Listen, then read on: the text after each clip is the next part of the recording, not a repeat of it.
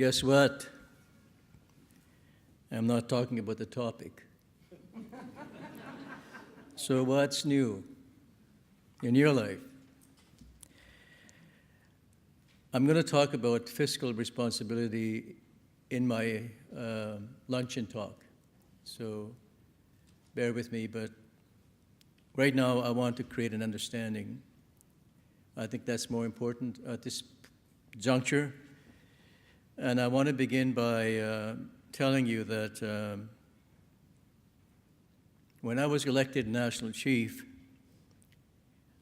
I made the announcement to the Canadian political class that the chiefs are coming. And I did that because the chiefs are our leaders. They have the mandate from our people to represent our people.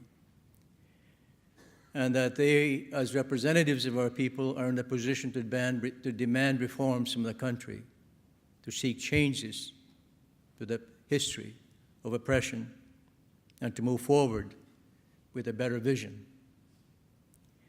But now I'm here to tell you something else. The youth are coming. Because you just heard one of our representatives, one of our young people, and she's only 17 years old. When I was 17 years old, I was in this place that said, "E nakina, who are you? Tande duttian, where are you going? Tande ushigina, where are you from?" Struggling with identity as a young person, having seen already at a young age oppression and the impact of thoughtless hydro-development, where my people's culture, their way of life was devastated by a flood created by man, where my economy as a Cree was displaced with nothing to replace it. And I often say that my politicalization is not residential schools. It's not even the Department of Indian Affairs. It's Manitoba Hydro. And it's a metaphor for resource development.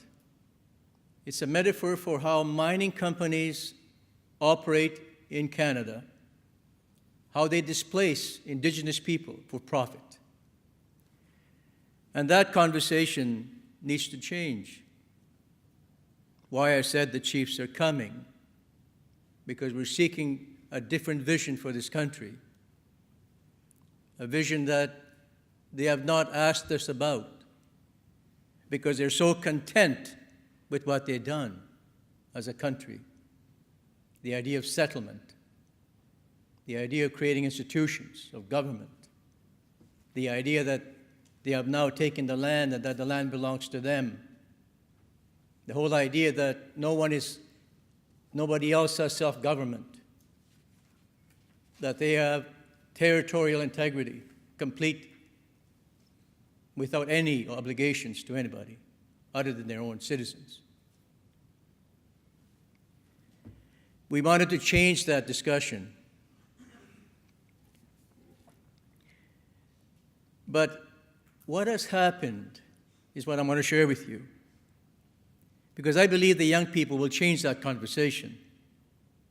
But in my generation, the people of my age, we entered the political struggle in the 1960s. And we were intent on replacing the Indian agent.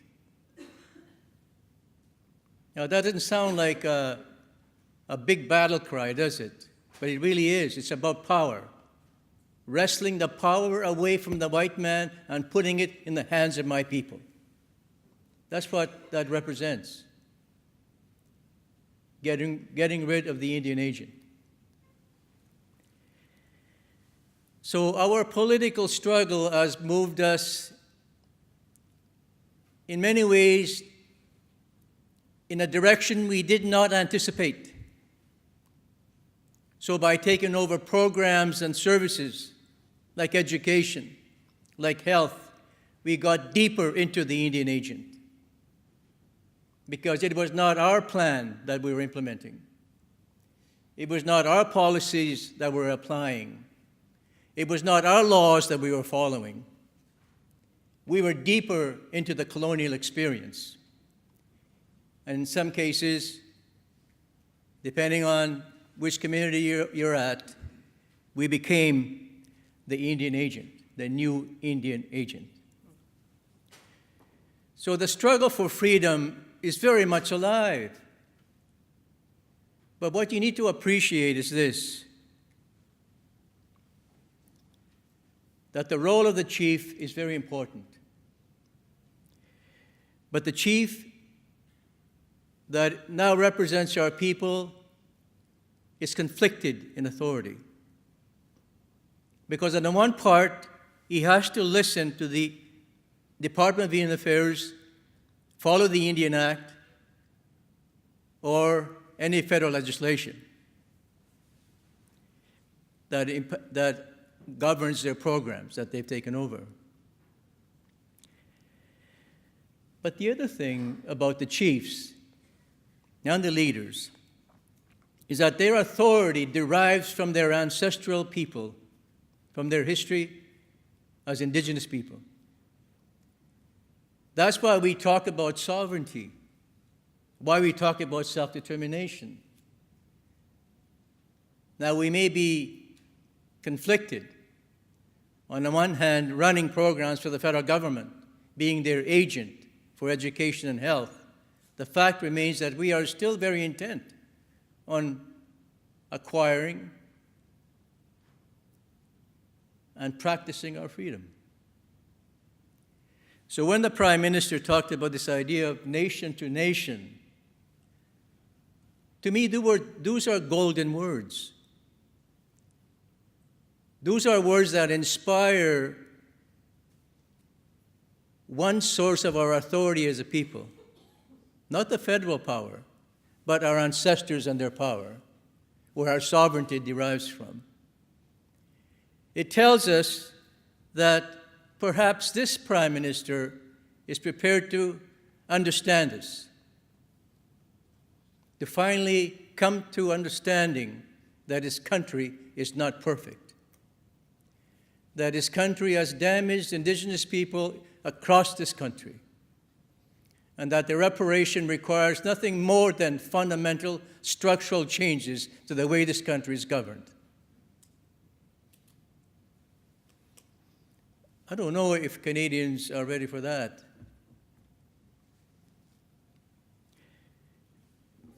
And I'm not sure even if the politicians are ready for that. But understand this part. While we may continue to run the programs under federal policies, federal laws, we will not abandon who we are, where we come from, and where we want to go as a people. We believe in our self-determination fundamentally. And ideally, we don't want to fight over it. We have a plan for ourselves. That's what Steve said. There's not a single First Nations community in this country that does not have a plan for themselves. They have a plan. But the difficulty in implementing a plan when you have poverty is that your plan gets stalled. Because what is your plan? Your plan is more houses for your people. But if you have no money, you're not going to build any houses. If your plan is a better school for your people, and in the absence of any fiscal resources, you're not going to be building those schools. If your plan is better health for your people in hospitals, and if you have no money, there will be no hospitals being erected in your territory. and if you have a plan for water and sewer for your people, but if you don't have the money for it, no water and sewer capacity is going to happen. So you can see where I'm going with this conversation, that we are tired of the dependency on another government to allocate the resources so we can implement our plan. How difficult is it to appreciate that plan? Is that not the plan of every human society? Basic needs are met by their leaders, by their governments. But the problem here in Canada is that our livelihood has been destroyed, and we don't have an economy to replace it. So the result is we are now almost totally dependent upon fiscal transfers from the federal government and the provinces. And in most cases, the money available to us is in the nature of a program or a service, like a healthcare program, diabetes program. So we're limited in what we can access in order to meet the needs of our communities. So we can never satisfy the demand for housing, the demand for clean water. We can never meet the needs of our community under the current system. That's why I say that in this country we need a fundamental change. And part of that has to deal with Canadians and their politicians doing their own self-examination and not asking us to do the self-examination on our own. We have been doing that for a long time. We're a conflicted people because on one part we're trying to fit in, and on the other hand we're trying to survive on our own clean road, our own destiny as a distinct people, as a nation of people. The young people, to me, represent the people we lost to disease. When you think about if you lose 80% of your population, if that was to happen to Canada, the disease will not be selective. It's not just going to pick the laborer, it's going to pick the doctor. It's not going to just pick a woman, it's going to pick a man. The disease is not discriminatory. And we lost our leaders. We lost our thinkers. We lost the doers in our society, and we lost the believers. But that's about to change. Because what we're looking at right now is that 60% of our population are young people. These will be the leaders. They will be the thinkers. They will be the doers. And they will be the believers. So there is hope. There is hope. But does Canada understand that hope? Or do they just see the same thing over and over again, that we have to comply with the Western way of looking at things? Oh, I'm not discounting the intelligence of your society. I'm not discounting the great thinkers you've had. I've read some of them. I'm not discounting your intelligence in terms of the economy. None of that. I'm not putting you down. All I'm saying is, besides the Western way of doing things, there's other ways of doing things, and we have our way of doing things. And it has the same value. It's not beneath it, it's not above it, it is equal to it. The plan, our plan, is not inferior.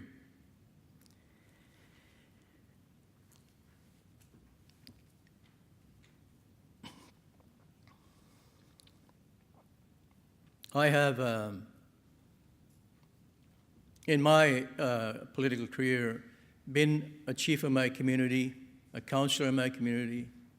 I've been a tribal chief of the Crees in my region. I've been a regional chief of the Manitoba region for all the chiefs. I've been a spokesperson for Treaties 1 to 11. I've also been a national chief.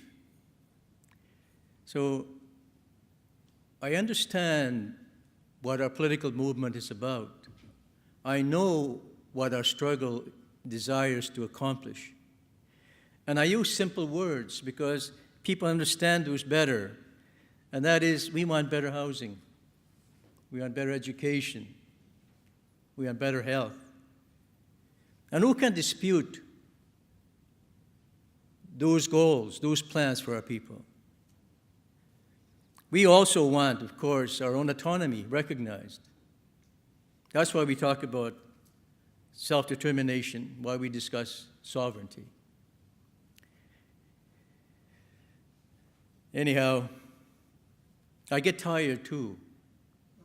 I get tired of this conversation. And I'm 71 years old now.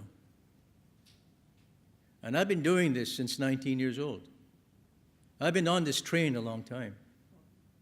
And I have not seen too many changes within Canada. But I have seen the changes in our society, in our own culture as a people. I have seen the demand to heal our people. I have seen the return to spirituality. I have seen the believers.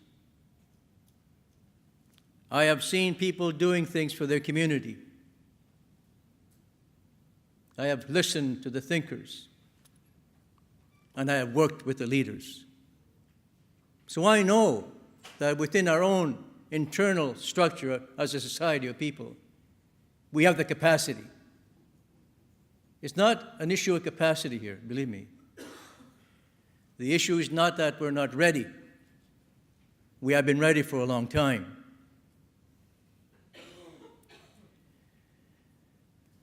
I sometimes envy the Arab countries and their capacity to take their resources within their territory and to convert it to wealth for their people. And I have traveled the world a little bit, and I've seen even poor countries like Nicaragua take their nominal economy and provide free education to their citizens. I've seen that when the governments pay attention to the needs of their own citizens, and if they have the resources, that their citizens will be content. And that's all we want. We don't want no more suicides in our communities. We don't want people losing their legs because of diabetes, because they didn't have access to health care. We don't want our people dying of cancer, as they are right now, or heart disease. We want our people to be happy. We want our people to have good health, good mental mind, good heart. Taminentakik, to be happy. Egeskentakik, because they understand that they're beautiful. That's all. Now, why is it so difficult for the parliamentarians to understand that? And why is it that when I was a national chief and I would make appearances to standing committees and I would hear representatives of the Reform Party at that time challenging my right to speak on behalf of the people, claiming that I don't represent the First Nations. Instead of asking me, what can we do together to address the needs of your society, they tried to dethrone me. They tried to diminish my authority as a political leader. They refused to recognize the legitimacy of the Assembly of First Nations. I'm not suggesting that's the case now.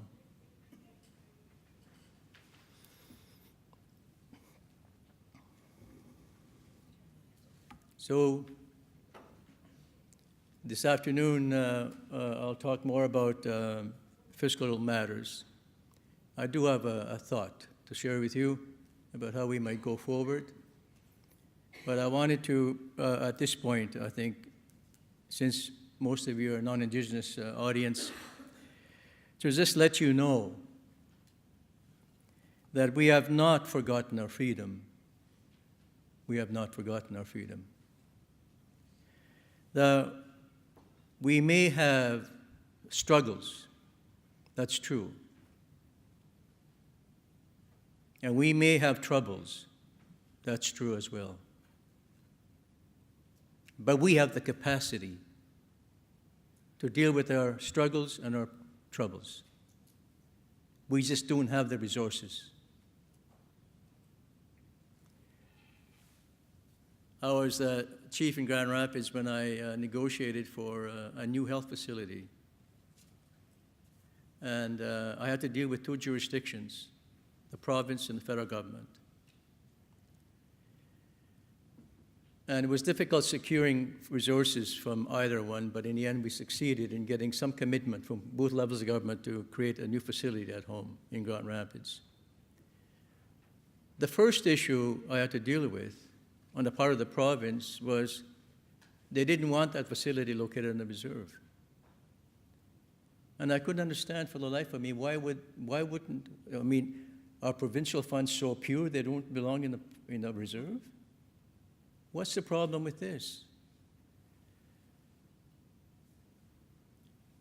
And then, when the commitment was made to build this health facility, in the end we had to build two buildings,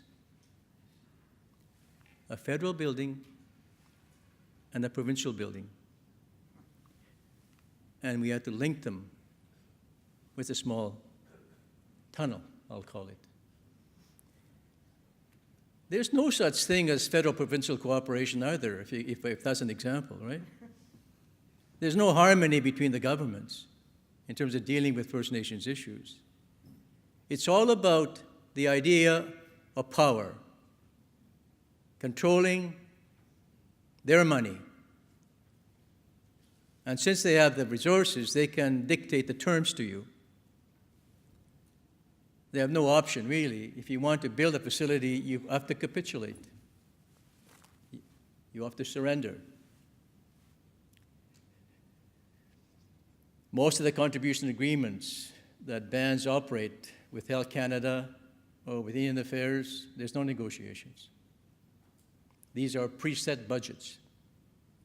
And if you try to negotiate, there's no movement, none whatsoever.